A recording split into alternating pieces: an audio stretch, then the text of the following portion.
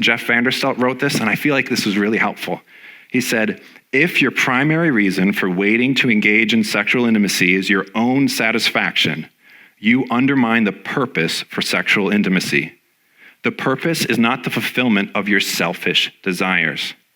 Giving yourself to your spouse to please him or her glorifies God, satisfies the other, and brings great personal joy as well. Great marriages are self-giving, not self-serving. So your motive for your purity should not be self-serving. That's only going to undermine your marriage when you do get married someday. Your motive in all things should be the glory of God. Your motive should be to love God and love others. And if we get that wrong and we start loving ourselves more and living like we love ourselves more and what we want becomes more important, we're going to have issues and problems down the line. And so God created this intimacy in marriage for giving, for loving, for outpour, not for taking, not for self purposes, not to make yourself feel better or look better.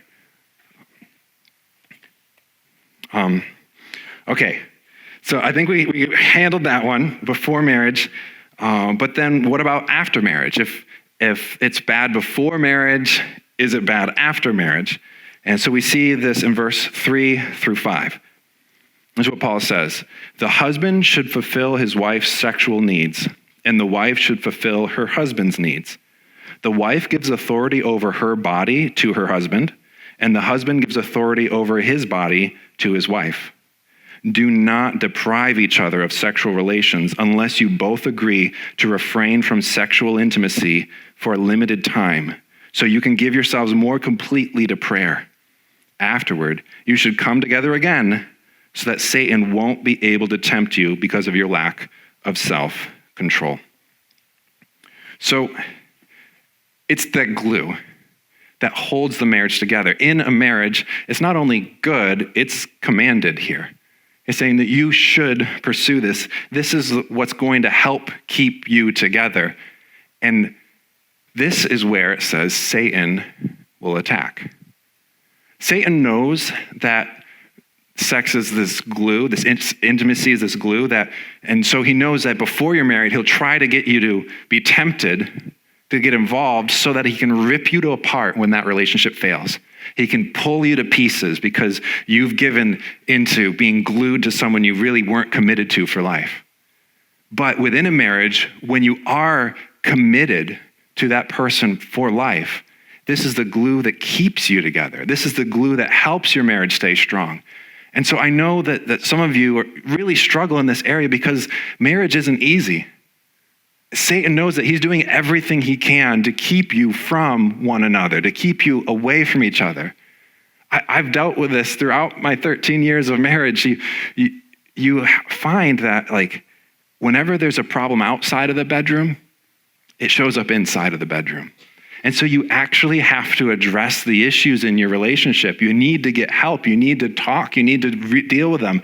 The more you sweep things under the rug, the harder and harder things become. These issues need to be dealt with. You need to address them in your marriage so that you can continue to follow God's plan for you. I found many times, I just feel like Satan is always attacking in these different areas where we could have a really great day where we're getting along, we're laughing, we're joking, we may be even flirting, but by the end of the day, we're hurting. By the end of the day, we're exhausted. By the end of the day, there is some kind of disruption. We have 5 kids, it happens. And it could be either one of us on any given day that has this problem, but that is Satan attacking in your relationship, and we need to attack back. And so here's my advice on this area. I would advise you to pray with your spouse out loud every day. That's what I have personally found to be helpful. When you open up your heart to your spouse, or in front of your spouse, you're really opening up your heart to God. They see what you really care about. They see what you really are worried about. They see your heart and your love and where you're at. And they can then know where you are and then love you well. And when you open up, there's something about the vulnerability you have there to help heal. And so for my wife and I, we try and pray in the mornings every day. We do that because we don't always pray every morning. So I have another shot, as I'm driving to work, I can call her and we can pray. And if I miss that, then after I get home or before we go to sleep, we'll try and make sure we get it in during the day so we can pray with one another. But one thing of advice here, if you're going to try this, you're going to start, be very intentional to pray to God and not at your spouse. Like a prayer that's like, "Dear Lord, I pray that she'll know that I'm right and she's wrong. Amen." That is not praying to God. That is praying at your spouse. Like honestly before God, share your heart. And God will honor that prayer. Like he's real, he cares, he will listen, and he will work through that prayer. All right. I think we've dealt with this one long enough. I think we're pretty good. So is sex bad? Before you're married, that's wrong. In your marriage, that's right. Okay, very clear. Now, you might be confused a little bit by verse 1 here as we read through this because of the answer we just gave. If he's saying and commanding people who are married to be intimate with each other, then why in verse 1 does he say it is good to abstain from sexual relations? We just told them to do it. Why would he say that? Well, the answer he says is actually quite countercultural. The reason he's saying this is because a life of singleness is better than a life of marriage. I know that's countercultural. We're not going to understand this, but there are a lot of reasons why he believes that. Our culture tends to say that like an intimate relationship with another person is the highest human experience. But I'm here to tell you that an intimate relationship with God is the highest human experience. And so we need to be pursuing him. Pursue him first, pursue him most, pursue him, and that's where you'll find your satisfaction. When we look to others, we will be disappointed. We will find struggles and issues. But even if things are going perfectly well here, Paul also gives us some reasons for this as well. In verse 32 through 35, this is what he says. "I want you to be free from the concerns of this life. An unmarried man can spend his time doing the Lord's work and thinking how to please him. But a married man has to think about his earthly responsibilities and how to please his wife. His interests are divided. In the same way, a woman who is no longer married or has never been married can be devoted to the Lord and holy in body and spirit. But a married woman has to think about her husband. I am saying this for your benefit, not to place restrictions on you. I want you to do what will help you serve the Lord best with as few distractions as possible." So that's why he says this. I too want to help you do what is best for the Lord with as few distractions as possible. But he says he's not putting restrictions on there. There's nothing wrong with getting married. There are so many good reasons to get married, but there's nothing wrong with being single. There's amazing reasons to remain single too for the Lord. So as we look at this, let's go back and see who should get married then. If we've got these two options about between being married or being single, well, who should go and get married? Verses 6 through 9. "I say this as a concession, not as a command. I wish everyone were single, just as I am. Yet each person has a special gift from God of one kind or another. So I say to those who aren't married and to widows, it's better to stay unmarried, just as I am. But if they can't control themselves, they should go ahead and marry. It is better to marry than to burn with lust." Okay, so who should get married here? Well, he says that both singleness and marriage are a gift from God. So if God is giving you the gift of marriage, if he's bringing someone into your life that brings you closer to God, someone who is godly, who helps you grow in your relationship, that you found that you enjoy, that you are becoming passionate about, well, go ahead, get married. God is giving this gift to you. You don't need to be worried about it. But if God hasn't, go ahead and be single and don't worry about it because God is giving this gift to you for this time. You don't need to be in control of your life. I know we want to be, But God is good, and he has a good plan for you, and he's giving gifts to us at different times. So pursue him and trust him in this. For my wife, she lived out in Utah, and I lived here. I grew up here. I graduated from Johnson City High School. This was my stomping grounds. But he brought me all the way out to Utah and put me in a situation where even there I was 2 hours away from her, and brought us to meet and to get to know each other. And so she's like, she always tells these young ladies, like, you don't need to go and make sure you find your man. If God can bring him thousands of miles across the country for me, he can do it for you. Trust him. Pursue God. He knows what he's doing. He has a plan and a purpose. All right. So these are people who can get married. Next question, why stay married? So let's say things aren't going the way you expected. You thought that maybe things would work out. Maybe you married the wrong person and they're not a Christian, and you thought that, well, they will change, and they're not. Should you end it? Like, why stay married? Okay, this is verse 10 and 11. But for those who are married, I have a command that comes not from me, but from the Lord. I think I have to explain that phrase before we read it further. A command that comes from the Lord. This is Paul speaking, and in Galatians 1:12, he talks about how he received his gospel from a revelation from Jesus Christ and not from any man. So, and he actually talks in that context about a 3-year period in his life. So some scholars believe that Paul actually had 3 years of training by Christ after he rose from the dead. Like, you could go either way as to whether that happened, but he's saying here, he's making a claim, I have something I heard God say.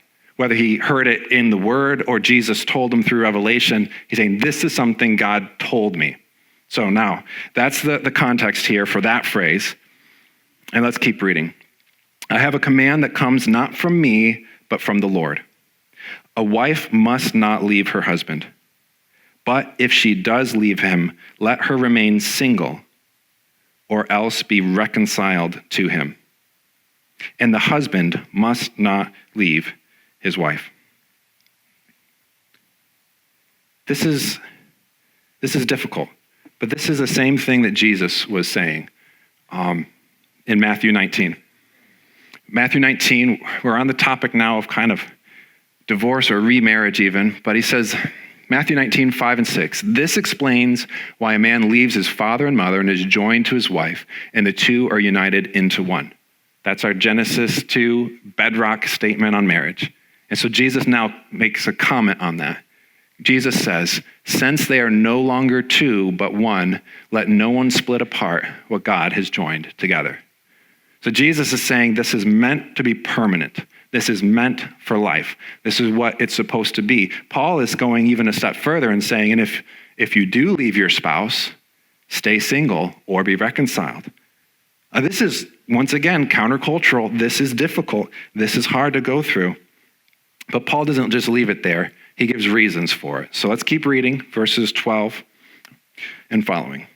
Now I speak to the rest of you, though I do not have a direct command from the Lord. If a Christian man has a wife who is not a believer, and she is willing to continue living with him, he must not leave her. And if a Christian woman has a husband who is not a believer, and he is willing to continue living with her, she must not leave him. For the Christian wife brings holiness to her marriage, and the Christian husband brings holiness to his marriage. Otherwise, your children would not be holy, but now they are holy. Verse 16, don't you wives realize that your husbands might be saved because of you? And don't you husbands realize that your wives might be saved because of you? So, we have a few reasons to stay married. In addition to the reasons we had before, we've seen that marriage is God's gift to us. He has a purpose for giving you this gift. Even if it's hard, even if it's not working out, he wants you to stay married because it's his gift. It's something good he's given you, not to abandon. A second reason is for the kids. He says, your children are holy because of you. The idea is that you are an influence for positive in their life. If you split and you go your different ways, if things you're not going to be around the kids as much. You're not going to be an influence as much. Your ability to reach your kids isn't as much. So he's saying stay together for the kids. And if we looked at society and those who are married stayed married, we'd have much less fatherlessness going on and much less single moms. We wouldn't have these issues if everyone were able to stay together. And as a result of less fatherlessness, there'd be less youth crime, there'd be less adult crime as those kids grew up. Like, this is something God wants for society, not just for you, but for all, for the kids, for society. It's God's gift for you. He also said that it is for your spouse. He said you might be able to save your spouse, that God might work to influence them through you being there. And this is a book by Timothy Keller called The Meaning of Marriage. And there was a quote in here as he talked about this that I thought was so helpful that I wanted to share it as well. This isn't just for people with an unbelieving spouse. In marriage, we are called to help our spouse grow, to help our spouse become more like Christ. We're part of that journey. Let me read what Tim Keller says. He says, it is to look at another person and get a glimpse of the person God is creating and say, I see who God is making you, and it excites me. I want to be a part of that. I want to partner with you and God in the journey you're taking to his throne. And when we get there, I will look at your magnificence and say, I always knew you could be like this. I got glimpses of it on earth, but look at you now. Each spouse should see the great things that Jesus is doing in the life of their mate through the word, the gospel.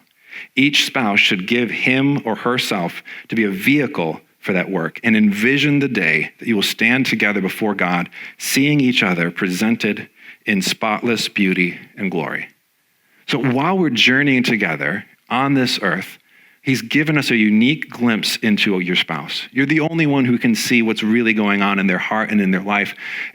And we're called to help, to partner with them and with God and help leading towards more like Christ, to be a better follower of Jesus.